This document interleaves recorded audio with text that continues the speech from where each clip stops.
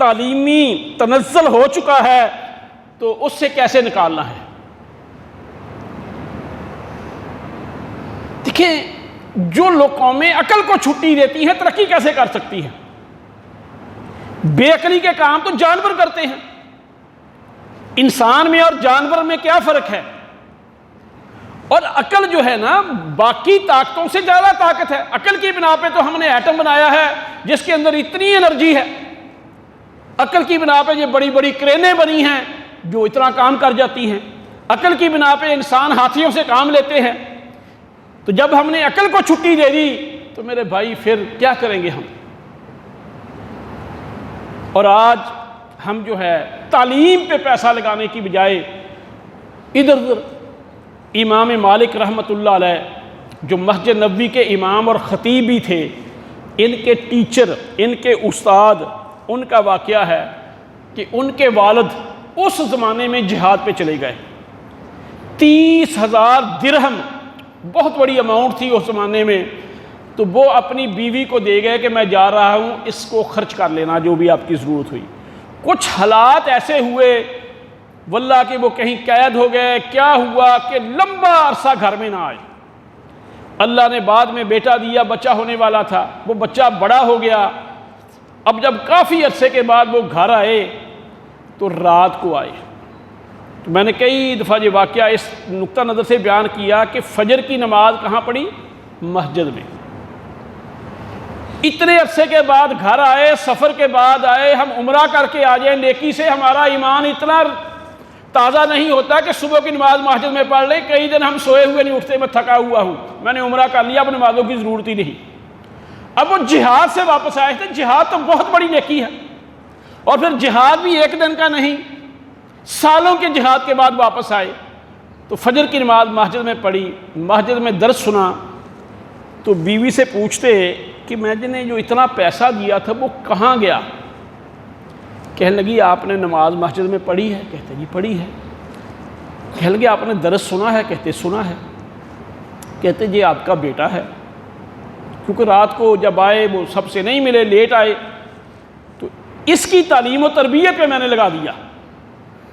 دیکھیں قومیں وہ ترقی کرتی ہیں جو یہ نہیں کہ ہماری طرح واش روموں پہ، برتنوں پہ پیسے لگائیں، جو کام کی چیزوں پہ پیسے لگاتی ہیں، جو تعلیم پہ پیسے لگاتی ہیں۔ اور محمد صلی اللہ علیہ وسلم کی سنت کیا ہے کہ بدر کے قیدیوں کے بدلے میں آپ مال لے سکتے تھے، مال کی اس وقت سے زیادہ ضرورت کب ہوگی؟ یعنی اس وقت کے جو حالات تھے، بدر کے بعد احد میں یہ حال ہے کہ کفن بھی پورا نہیں صحابہ کے لیے، لیکن آپ نے کیا ٹھہرایا وہاں پہ فدیہ؟ تعلیم، تعلیم۔ اور آج میرے بھائی نہ ہمیں پتہ ہے کہ ہمارے اسلاف کا طریقہ کیا تھا، نہ ہمیں پتہ ہے کہ ہمارے، دیکھیں نا آپ اسی کو لے لیں کہ حضرت حسین رضی اللہ تعالیٰ عنہ شہزادے تھے، جنت کے نوجوانوں کے سردار ہوں گے، ہمارا عقیدہ ہے، محمد الرسول صلی اللہ علیہ وسلم کے نواسے تھے۔ اب یہ بھی لوگ کہتے ہیں کہ ظلم ہوا ہے، اب اس وقت تو ان پہ ظلم ہوا ہی ہوا ہے، لیکن جب سے شہید ہوئے ہیں آج تک مولوی ان کی شہادت بیان کرنے کے لاکھوں روپے لیتے ہیں، ان پہ مزید ظلم کر رہے ہیں کہ انہوں نے تجھے شہید کر کے حکومت لے لی، ہم نے تجھے تیری شہادت بیان کر کے جیب کمانی ہے۔ یعنی یہ بھی ظلم ہی ہے کہ بیان آپ حضرت حسین کی شہادت کرتے ہو اور ٹھیکہ کرتے ہو کہ ایک مجلس کے میں اتنے پیسے لوں گا، ایک جلسے کے اتنے پیسے لوں گا، ان سے بڑا کوئی مظلوم ہو سکتا ہے؟ تو میرے بھائی جب عقل کو چھٹی دینی ہے تو پھر ہم نے ایسے ہی کرنا ہے۔ پھر میرے بھائی انہوں نے تو جان دی تھی، حضرت حسین کی تو سنت یہ ہے کہ ظلم کے خلاف انہوں نے جہاد کیا، اور ہماری سنت کیا ہے، ہمارا طریقہ کیا ہے، ہمارا وتیرہ کیا ہے؟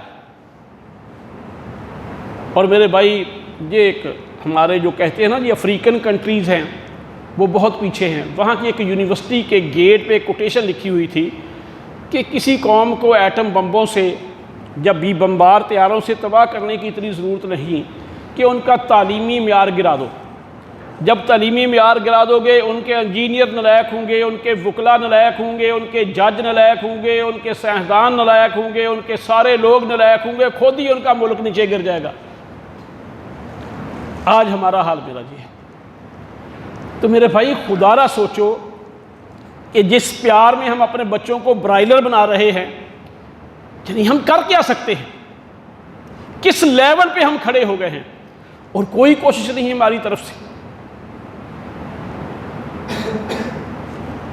تو میرے بھائی اگر ہم چاہتے ہیں کہ ہم حقیقی معنوں میں آزاد ہو جائیں، میں نے ہمارے جو بہت بڑے جرنیل تھے،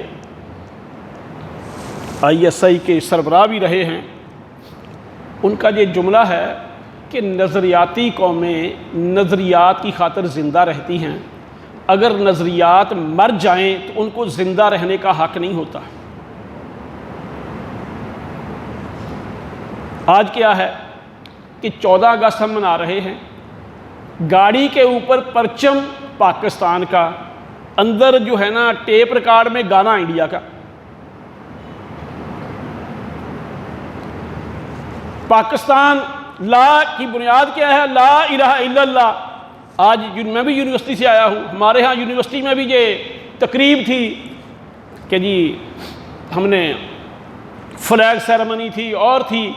اب وہ ہماری بیٹیاں جو آزادی منا رہی ہیں، جو نعرے لگا رہی تھی کہ پاکستان کا مطلب کیا؟ لا الہ الا اللہ، اب ان کی خراش تراش، ان کا لباس، ان کی وضاحت الا ماشاءاللہ کسی ایک آدھ کے، وہ کیا ہے؟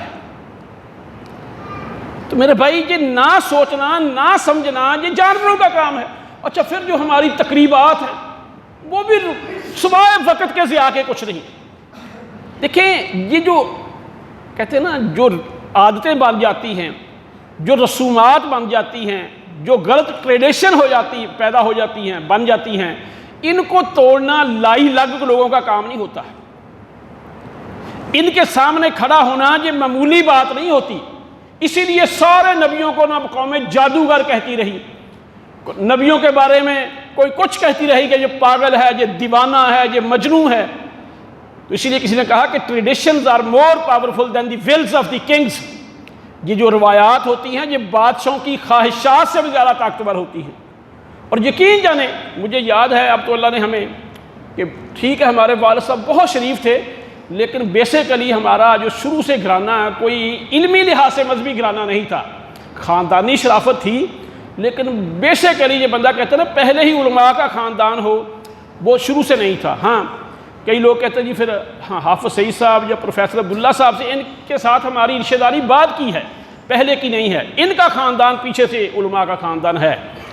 اچھا اب مجھے یاد ہے کہ شادی کے موقع پہ ماموں آ گئے میرے، وہ بھی اکلوتے تھے، مجھ سے بہت پیار کرتے تھے۔ اب انہوں نے گاڑی میں ریکارڈنگ لگا دی، میں نے کہا جی یہ نہیں لگ سکتی۔ وہ ڈرائیور کہتا جی نہیں میں گاڑی نہیں چلا سکتا۔ میں نے کہا بھی آپ کو میں اچھی سی کوئی ایسی کیسٹ دے دیتا ہوں۔ وہ جی ناراض ہو گئے، ناراض ہو کے چلے گئے۔ مجھے جی سارے رشتہ دار مجھے کہیں کہ تم نے جو دیکھو یہ موقع خوشی کا ماموں کو ناراض کر دیا۔ تو میں نے کہا کہ ماموں غلط بات نہیں چھوڑتا، میں صحیح چھوڑ دوں؟ یہ میں آپ کو نہیں کہتا اب، لیکن یہ بات ہے کہ جی ایسے موقعوں پہ یہ اسی بات پہ یعنی یہ معاشرے کے اندر جو باتیں چلی ہوتی ہیں نا، ان کو توڑنا، ان کو چھوڑنا کو آسان کام نہیں ہوتا۔ یہ بڑے آپ کو نا معمولی سی بات، یعنی معمولی سی بات، جی دیکھو جی چھوٹا سا بچہ جی ہماری بات نہیں مانی، یہ نہیں کہتے۔ اچھا دیکھو بات بچے کی نہیں، ہم یہ نہیں کہتے کہ کس نے دیکھنا چاہیے کہ بات کیا ہے، وہ کس معیار کی بات ہے، بات صحیح ہے یا غلط ہے۔ صحیح بات تو شیطان کہہ رہے تب بھی مان لینی چاہیے۔ مومن جو ہے نا وہ صحیح بات کے سامنے سرنڈر ہوتا ہے، ہماری طرح نہیں ہوتا۔ تو برکہ میرے بھائی خدا را میں آپ سے یہی کہوں گا کہ اپنی اولادوں میں سے اللہ کے سامنے اس 14 اگست پہ رو کے دعائیں کریں، اس حرمت والے مہینے میں اللہ کے سامنے سجدے میں گر جائیں کہ یا اللہ ہمارے خاندان کو سلیکٹ کر، ہمارے خاندان سے ایک محمد بن قاسم، ہمارے خاندان میں سے ایک طارق بن زیاد، اللہ ہمارے خاندان میں سے خالد بن ولید پیدا کر، اللہ ہمارے خاندان میں سے محمد صلی اللہ علیہ وسلم کا صحیح جان نشین پیدا کر۔ تو میرے بھائی اگر یہ بات ہوگی تو ٹھیک ہے، ورنہ دولت کی بنا پہ لیڈی ڈیانا مر گئی، اندرا گاندھی مر گئی، اور پتہ نہیں کتنی اداکارائیں مر گئیں، اور بلکہ آپ دیکھتے ہیں کہ آخری دنوں میں ان بیچاریوں کا ایسا برا حال ہوتا ہے کہ جو کچھ نہیں۔ مرتے وقت اگر کوئی عزت ملتی ہے تو وہ صرف دین کے پیروکاروں کو ملتی ہے، دوسروں کو نہیں ملتی۔ اس لیے احمد بن حنبل رحمۃ اللہ علیہ فرمایا کرتے تھے کہ اے بادشاہو، ہمارے درمیان اور ہمارے درمیان فرق ہمارے جنازے کریں گے۔ اور احمد بن حنبل رحمۃ اللہ علیہ کا جنازہ دیکھ کے 50,000 مجوسی مسلمان ہو گئے تھے۔ ان کی تبلیغ سے تو لوگ فائدہ اٹھاتے ہیں، انہوں نے مسند احمد کتاب لکھی ہے، حدیث کی بڑی جامع ہے۔ تو میرے بھائی، اللہ مجھے اور آپ کو سمجھنے، غور و فکر کرنے اور عمل کرنے کی توفیق عطا فرمائے۔ وما علینا الا البلاغ المبین۔ پیچھے دری بچھاؤ، عبداللہ پیچھے کو دیجیے۔ ان الحمد للہ نحمدہ ونستعینہ ونستغفرہ ونعوذ باللہ من شرور انفسنا ومن سیئات اعمالنا۔